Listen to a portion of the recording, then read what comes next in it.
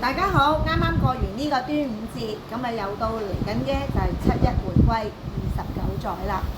眨下眼咧已經29週年嘅回歸日啦。咁你諗下，50年不變，眨下眼就已經過咗一大半啦。嚟緊七一回歸，我哋梗係要做一啲活動啦。係一個好高興嘅日子。七一回歸，咁不如就係咁樣啦。嚟到食滿71蚊嘅客人。食滿71蚊嘅客人，咁我哋咧就可以送上呢一啲有代表性嘅港式嘅味道嘅抹手巾，好唔好啊？萬合抽得唔得啊？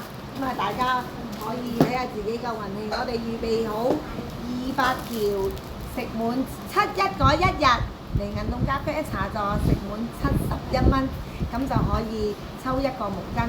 咁有我哋出名嘅西多啦、奶茶啦，同埋我哋香港好有代表性嘅菠蘿油。希望如果大家嚟到銀洞咖啡茶座7月1號，嚟到食滿71，咁你如此類推啦。142蚊就可以抽2條啦，好嘛？多買多送，抽完即止，因為我要預備200條毛巾仔啦。希望大家都係開開心心嘅。我哋一齊嚟呢一個咧，歡度呢個七一回歸29載。另外咧，就希望大家齊來共創美好未來。